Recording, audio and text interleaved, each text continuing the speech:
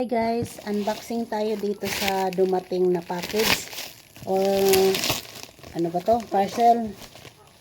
Hindi ko alam kung ano to, pero alam ko galing ito kay Kring Kring dahil wala namang ibang nagpapadala dito kundi siya lang. Hindi, naka-address kay mother. Buksan natin, hindi ko alam kung ano ang laman nito.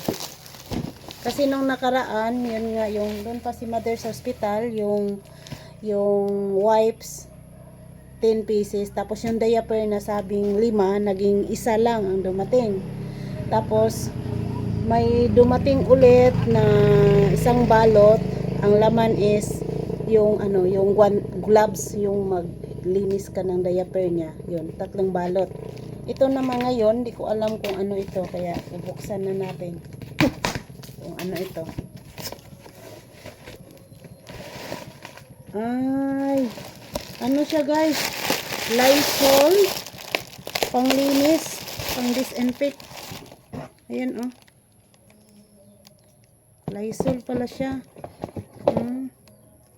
Okay to kasi pang spray sa room ni mother para pang tanggal germs. Ang laman, Lysol, panglinis yan. Ito naman pang spray. Dalawang pang spray. Tapos 3 ano to, pang cleaning. Pwede to sa mop or sa CR. Yan, 3 siya. Yan, 3. Yan, tapos 3 panghugas ng kamay. Ito ang laman. Yan. Alam ko si Kring Kring nagpadala nito. Ayan. 3 panghugas ng kamay, 3 panglinis, pwede sa CR, pwede sa pagmap ng sahig. Tapos 2 spray na Lysol para pangpatay sa germs. Ayan.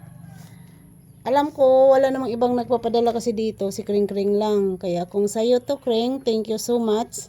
Bali, lahat ng pinadala mo natanggap namin. Yung una, yung wipes nga, 10 piraso. Tapos sunod yung diaper na sabi mo 5 piraso, 5 balot pero isa lang ang dumating.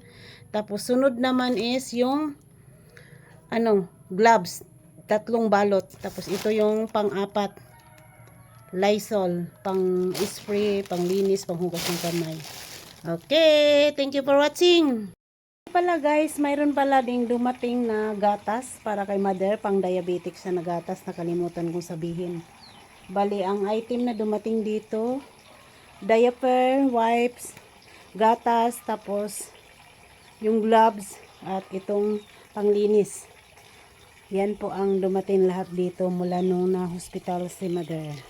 Kaya thank you so much.